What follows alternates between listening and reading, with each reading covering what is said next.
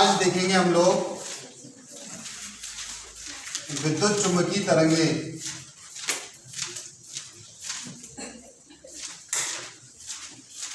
विद्युत चुम्बकीय तरंगे, विद्युत चुम्बकीय तरंगे में रहेगा इलेक्ट्रोमैग्नेटिक वेव्स।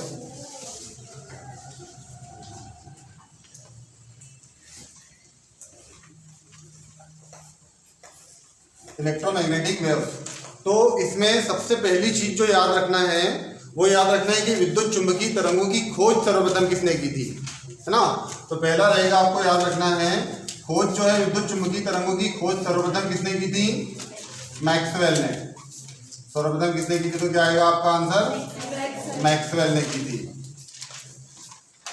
ठीक है, तो सर्वप्रथम विद्युत चुम्बकीय तरंगों की खोज की थी तो मैक्सवेल ने।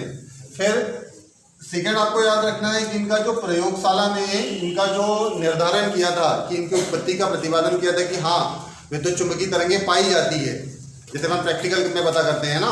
तो इसका जो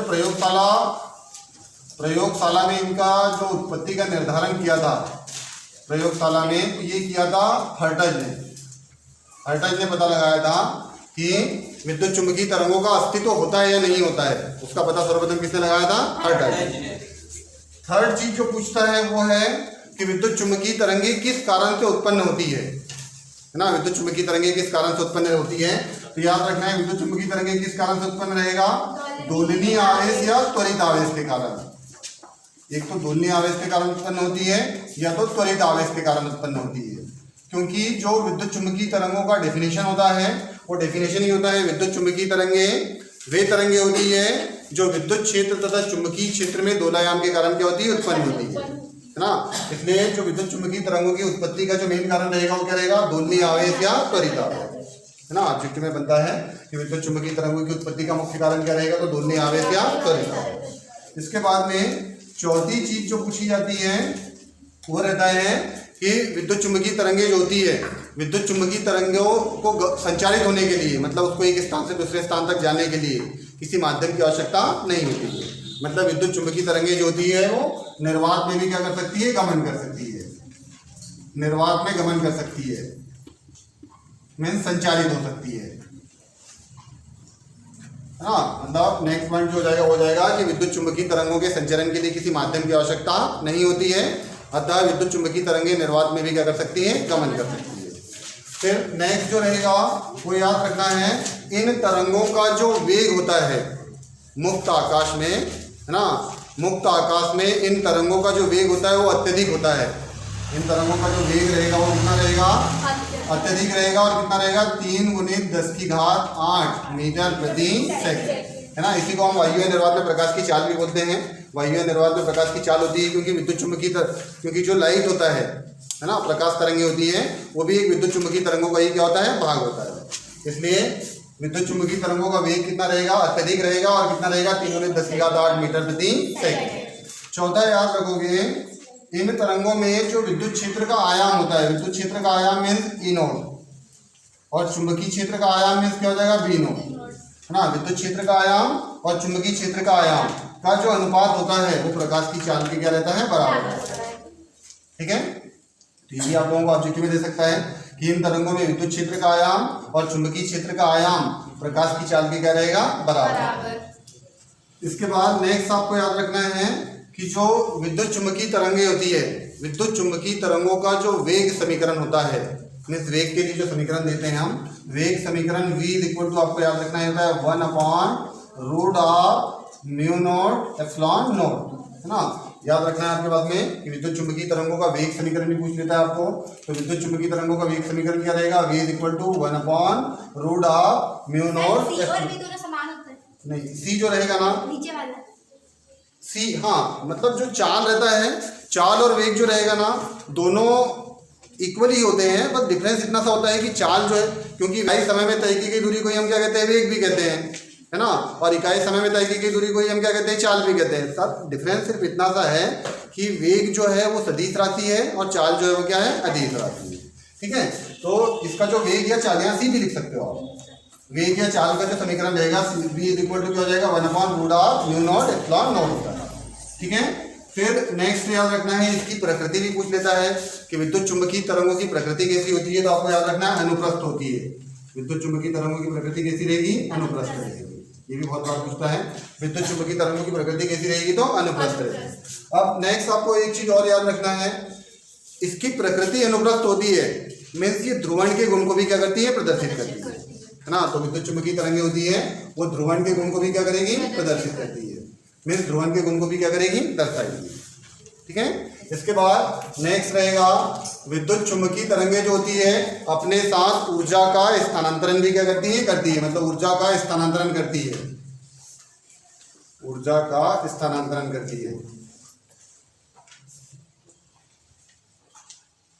ऊर्जा का स्थानांतरण करती है मीन्स अपने साथ ऊर्जा को एक स्थान से दूसरे स्थान तक लेकर जाती है। जैसे एग्जांपल के लिए लाइट होता है, प्रकाश जो है, प्रकाश जब चल के आता है, ठंडी के दिनों में जब हम प्रकाश को ग्रहण करते हैं तो हमको थोड़ा एनर्जी लगता है कि नहीं, मीन्स वो अपने को क्या आता है, प्रकाश की जो ऊर्जा है अपने शरीर के अंदर आ रही है, मतलब साथ में क्या हो रहा है, ऊर्जा को लेकर आ रहा है।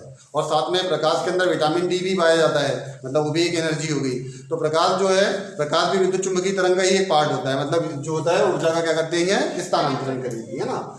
नेक्स्ट जो रहेगा, याद रखना है कि ये तरंगे जो होता है, इन तरंगों में रेखीय संवेग होता है। इन तरंगों में क्या रहेगा, रेखीय संवेग भी पाया जाता है। रेखीय संवेग रहेगा मतलब उसको हम सीधी सरल रेखा में उसको एक स्थान से दूसरे स्थान तक क्या कर सकते हैं, भेज सकते हैं, मीन्स इन तरंगों में रेखीय संवेग भी रहेगा।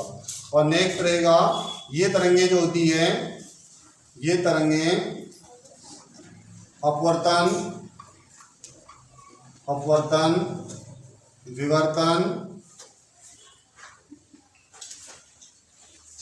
परावर्तन, व्यतिकरण और ध्रुवण, इन सभी गुणों को क्या करती है, प्रदर्शित करती है। ठीक है। तो इस प्रकार आपको याद रखना है कि विद्युत चुंबकीय तरंगों की खोज सर्वप्रथम किसने की थी, तो मैक्सवेल ने। प्रयोगशाला में निर्धारण किसने किया था, तो हाइडेल ने, है ना। दोलिनी किस कारण से उत्पन्न होती है, तो दोलिनी आवेश के कारण।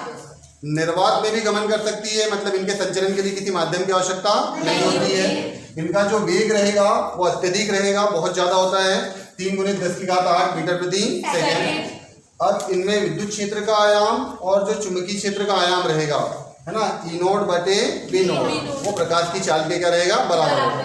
इन तरंगों का वेग या चाल का सूत्र याद रखना है, वेग या चाल का समीकरण रहेगा, वो रहेगा v = 1/√μ0ε0। ठीक है। फिर इसकी प्रकृति भी बहुत बार पूछी जाती है कि विद्युत चुंबकीय तरंगों की प्रकृति कैसी रहेगी, तो अनुप्रस्थ रहेगी। विद्युत चुंबकीय तरंगों की प्रकृति कैसी रहेगी, तो अनुप्रस्थ रहेगी। इसके बाद में याद रखना है कि विद्युत चुंबकीय तरंगे जो होती है वो ध्रुवण के गुण को प्रदर्शित करती है ना, क्योंकि प्रकृति कैसी होती है, अनुप्रस्थ होती है, और जो तरंगे अनुप्रस्थ होती है वही ध्रुवण के गुण को क्या करती है, प्रदर्शित करती है। फिर ये तरंगे अपने साथ में ऊर्जा का स्थानांतरण करती है, मतलब ऊर्जा को भी साथ में एक स्थान से दूसरे स्थान तक लेकर जाती है ना। इसलिए तो हम उसकी जो विद्युत चुंबकीय तरंगों की जो ऊर्जा रहती है ना, उसको अपन क्या बोलते हैं, फोटॉन की ऊर्जा E क्या लगाते हैं, E mc² रखते हैं, है ना, द्रव्यमान गुणित चाल का वर्ग, है ना। तो अपने साथ ऊर्जा का क्या करेगी, स्थानांतरण करती है। इसके बाद में इन तरंगों में रेखीय संवेग होता है, रेखीय संवेग होता है मतलब सरल रेखा में क्या करती है, गमन करती है। इसके बाद में ये तरंगे अपवर्तन, व्यतिकरण, विवर्तन, ध्रुवण आदि गुणों को क्या करती है, प्रदर्शित करती है ना। तो ये है आप लोगों के बेसिक है ना। आप देखो, और इसमें थोड़े से ऐड करना है आप लोगों को कि जो विद्युत चुंबकीय तरंगे रहेगी, विद्युत चुंबकीय तरंगों की आवृत्ति परास कितनी रहती है, तो इनकी आवृत्ति याद रखना है आपको। विद्युत चुंबकीय तरंगों की आवृत्ति कितनी रहेगी, 10⁻10⁻। एक चीज आपको और याद रखना है कि विद्युत चुंबकीय तरंगे जो होती है स्वयं प्रसारित होती है, मीन्स इनकी प्रकृति कैसी रहेगी, अनुप्रस्थ रहेगी, और स्वयं क्या होती है, प्रसारित होती है, मीन्स स्वयं ही एक स्थान से दूसरे स्थान तक जाती है, मीन्स इनके संचरण के लिए किसी माध्यम की आवश्यकता नहीं होती। इसके बाद में विद्युत चुंबकीय तरंगों में विस्थापन धारा का सूत्र याद रखेंगे। विस्थापन धारा का सूत्र रहेगा ID = E0 है ना। इसके बाद में याद रखना है कि विद्युत चुंबकीय तरंगों में विद्युत क्षेत्र और चुंबकीय क्षेत्र परस्पर कैसे होते हैं, लंबवत होते हैं। इसलिए तो विद्युत चुंबकीय तरंगे वे तरंगे होती है जो विद्युत क्षेत्र और चुंबकीय क्षेत्र में दोलायाम के कारण क्या होती है, उत्पन्न होती है। दोलन के कारण उत्पन्न होती है। में विद्युत क्षेत्र और चुंबकीय क्षेत्र एक दूसरे के लंबवत रहेंगे। ठीक है। इसके बाद में आपको एक और याद रखना है, भूस्थायी उपग्रह। तो भूस्थायी उपग्रह उस उपग्रह को कहते हैं जिसका परिक्रमण काल पृथ्वी के परिक्रमण काल के क्या होता है, बराबर रहता है। तो पृथ्वी का परिक्रमण काल कितना रहता है, 24 घंटे ना, 24 घंटे रहेगा। तो भूस्थायी उपग्रह का भी परिक्रमण काल कितना रहेगा, 24 घंटे ही रहेगा, है ना। तो कई बार वो भी पूछा जाता है कि ऐसा उपग्रह जिसका परिक्रमण काल पृथ्वी के परिक्रमण काल के बराबर होता है, में 24 घंटे होता है, तो वो कौन सा उपग्रह रहेगा, भूस्थायी उपग्रह। इसको तुल्यकाली उपग्रह भी कहते हैं। इसका और एक दूसरा नाम होता है तुल्यकाली उपग्रह। तुल्यकाली उपग्रह मतलब जिसका परिक्रमण काल पृथ्वी के परिक्रमण काल के क्या रहेगा,